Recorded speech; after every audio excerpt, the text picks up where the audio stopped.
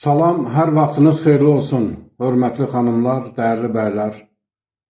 Salam olsun cənublu və şimallı soydaşlarımıza, uzaq qürbətdən, Avropadan, Fransadan sayğı və salamlarımı doğma əziz xalqıma göndərirəm. Əziz həmvətənlər, bu günlərim mən Azərbaycanda 420-dən çox siyasi məhbus və onların azad edilməsi üçün Amerika Dövlət Konqresinin İnsan Hüquqları Komissiyasına rəsmən müraciət etdim. Bu müraciəti ingilis dilində çap edərək həm elektron qaydada, həm də poçt vasitəsilə Amerika Konqresinin İnsan Hüquqları Komissiyasına ünvanladım. Əziz həmvətənlər, Azərbaycanda insan hüquq və azadlıqlarının vəziyyəti dözülməz bir durumdadır. Siyasi məhbusların sayı günü-gündən artır. Bəs bu siyasi məhbus anlayışı nədir və bu siyasi məhbus statusu kimlərə verilir? Siyasi məhbus rəsmi dövlət statusu deyil. Bu siyasi məhbus insan haqlarını qoruyan beynəlxalq nüfuzlu təşkilatlar tərəfindən öz ölkəsində siyasi fəaliyyətinə görə təqib qalan, peşə fəaliyyətinə, jurnalist, bloger fəaliyyətinə görə, o cümlədən ifadə azadlığına görə, siyasi partiyada fəaliyyətinə görə qondarma ittihamla həbs olunan şəxslərə siyasi məhbus statusu verilir. Azərbaycan hökuməti dəfələrlə bildirmişdir ki, Azərbaycanda siyasi məhbus yoxdur və onlar törətdiyi cinayətə görə cinayət məsuliyyətinə cəlb olunub. Lakin bütün bunlarla yanaşı, dünyada insan hüquqlarını qoruyan beynəlxalq nüfuzlu təşkilatlar Azərbaycanda 420-dən çox siyasi məhbus olması haqqında rəsmi bəyanatlar verilmişdir. Və siyasi məhbus statusu kimlərə verilir? Siyasi baxışlarına görə həbs olunanlar, hakimiyyəti tənqid etdiyinə görə, müxalifət fəaliyyətinə görə, siyasi partiyada fəaliyyətinə görə, qondarma ittihamla həbs olunanlara siyasi məhbus statusu verilir.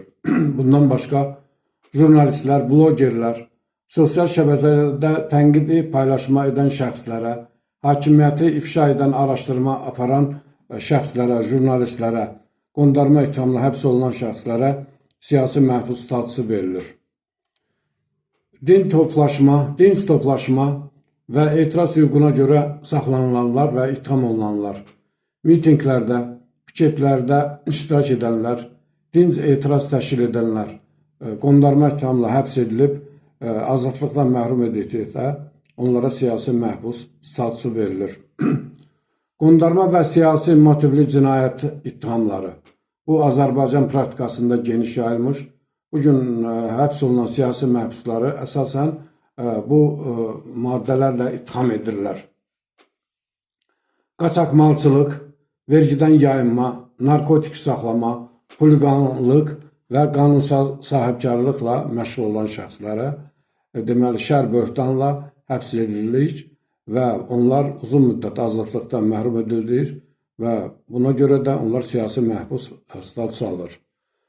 Müstəqil və ədalətli məhkəmənin olmaması, vəkillərə görə görüşlə maneə törədildiyinə görə, işgəncə və ya təzyiq altında ifadə verildiyinə görə, icra hakimiyyətinin tabeliyində olan məhkəmənin çıxardığı qanunsuz hökmə görə siyasi məhbus statusu verilir. Əziz həmvətənlər, bu günlərim mən qeyd etdim ki, Azərbaycanda 420-dən çox siyasi məhbus var. Faciəli haldır ki, bunlardan 30-u jurnalist, blogerdir. Ondan da böyük faciə ondan ibarətdir ki, həbs olunanlar arasında 10 nəfər gənc xanım jurnalistlər vardır. Bu xanım jurnalistlər Sevinç Vaqif qızı 2023-cü ildə noyabrında həbs olunub. Bakı Ağır Cinayətlər İdarə Məhkəmənin hökmü ilə uzun müddət azadlıqdan məhrum edilib. Nərgiz Abusalamova Abzas Medianın jurnalistidir. 2023-cü ildə qondarma ittihamla həbs olunub. Elnarə Qasımova Abzas Medianın jurnalistidir.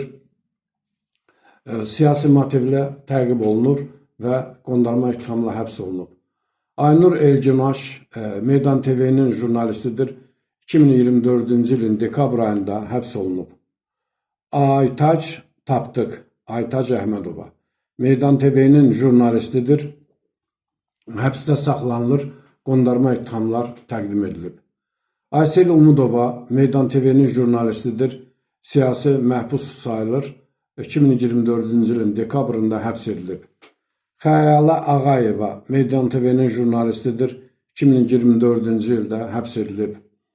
Fatma xanım Movlanlı 2025-ci ildə həbs edilib. Meydan TV-nin əməkdaşıdır. Ülviyə Əli, Ülviyə Quliyeva müstəqil jurnalistdir. 7 may 2025-ci ildə həbs olunub. Əziz həmvətənlər, bu gənc xanımlar Azərbaycan siyasi elitasına yaxşı məlumdur. Bu gənc xanımların əslində heç bir qanunu pozmamış, heç bir cinayət törətməmişdir. Onların cinayəti ifadə azadlığından istifadə etməsidir ki, onların cinayəti xalqımızı xoşbaxt gələcəyə aparan məqalələrlə mətbuatda çıxış etməsi və hakimiyyəti tənqid etməsidir. Əziz həmvətənlər, mən Amerika Dövlət Konqresinə, İnsan Haqları Komissiyasına etdiyim müraciətin mətnini sizlərə təqdim edirəm. Fransada yaşayan siyasi mühacir, Sərhədsiz İnsan Hüquqları Müdafiəsi Təşkilatının sədri, hüquq müdafiəçisi Oqtay İskəndərlidən ABŞ Konqresi İnsan Hüquqları Komissiyasına rəsmi müraciət. Hörmətli konqresmenlər, mən Azərbaycan Respublikasının vətəndaşıyam. Oqtay İskəndərli 2017-ci ildən etibarən Fransada siyasi mühacir həyatı yaşayıram. Eyni zamanda Sərhədsiz İnsan Hüquqlarının Müdafiəsi Təşkilatının sədri və hüquq müdafiəçisiyəm. Hörmətli konqresmenlər, mənim bu sizə müraciətimdə məqsədim Azərbaycan Respublikasında siyasi məhbuslar problemi sizin diqqətinizə çatdırmaqdır. Hal-hazırda Azərbaycanda 420-dən çox siyasi məhbus mövcuddur və bu siyahı repressiyaların davam etməsi səbəbindən tez-tez dəyişir.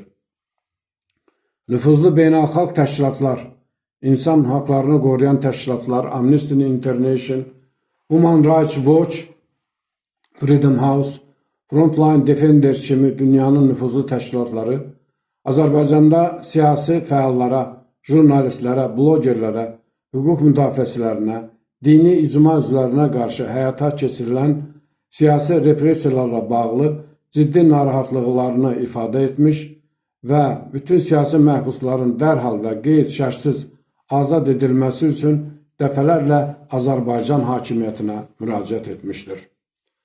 Təəssüf hissi ilə deyirəm ki, onların müraciəti heç bir əhəmiyyəti olmamış, siyasi məhbuslar azadlığa buraxılmamış, əksinə repressiyalar davam etməsi nəticəsində siyasi məhbusların sayı artmaqdadır. Hörmətli konqresmenlər, Amerika demokratiyanın beşiyi, dünyada insan hüquq və azadlıqlarının müdafiəsində aparıcı rol oynayan ən nüfuzlu dövlətlərdən biridir. ABŞ-ın beynəlxalq sülh və təhlükəsizliyə verdiyi töhfələr, o cümlədən regionumuzda sabitliyə yönəlmiş diplomatik səyləri bunu bir daha sübut edir. Bu baxımdan ABŞ Konqresinin İnsan Hüquqları Komissiyasının Azərbaycanda insan hüquq və azadlıqlarının dözülməz vəziyyəti, xüsusilə siyasi məhbuslar problemi ilə bağlı səylərin artmasını son dərəcə vacib hesab edirəm. Komissiyada Azərbaycanda insan hüquqlarının vəziyyətini dəfələrlə müzakirə edilib və Azərbaycan hakimiyyətinə siyasi məhbusların azad edilməsi haqqında konqresmenlərin çağırışları heç bir müsbət nəticə verməmişdir. Sizdən Azərbaycandakı siyasi məhbusların azad edilməsi üçün siyasi və diplomatik səylərinizi gücləndirməyinizi xahiş edirəm. Bu çağırışı bir hüquq müdafiəçisi olaraq eyni zamanda 10 milyon Azərbaycan vətəndaşının fundamental hüquq və azadlıqları naminə edirəm. Ümid edirəm ki, ABŞ Konqresinin İnsan Hüquqları Komissiyasında Azərbaycanda insan hüquqlarının dözülməz vəziyyəti müzakirə olunacaq və siyasi məhbusların azad edilməsi istiqamətində real addımlar atılacaqdır. Hörmətli konqresmenlər, mənim bu müraciətim konqresdə müzakirə edilərsə və mənə konqresmenlər tərəfindən Amerikaya gəlmək təklifi verilərsə, mən Amerikaya gəlib Azərbaycanda insan hüquq və azadlıqlarının dözülməz durumu haqqında problemləri sizinlə müzakirə etməyə hazıram. Hesab edirəm ki, ABŞ Konqresinin konqresmenləri, İnsan Hüquqları Komitəsinin konqresmenləri öz səylərini artıracaq və Azərbaycanda siyasi məhbusların azadlığa buraxılması üçün müsbət addımlar atacaqdır. Hörmətlə Oktay İskəndərli, Fransa, 2026-cı il 22 yanvar. Sərhədsiz İnsan Hüquqlarının Müdafiəsi Təşkilatının sədri Oktay İskəndərli. Əziz həmvətənlər, mən tək Amerika Konqresinə yox, o cümlədən insan haqlarını qoruyan beynəlxalq təşkilatlara, Avropa Şurasının İnsan Haqları Komissiyasına dəfələrlə müraciət edirəm və bu müraciətlərin fasiləsi olacaqdır. Hesab edirəm ki, mənim bu video müraciətim sizin xoşunuza gəldisə, bəyənin, paylaşın. Siz Oktay Elturanın TikTok kanalındasınız.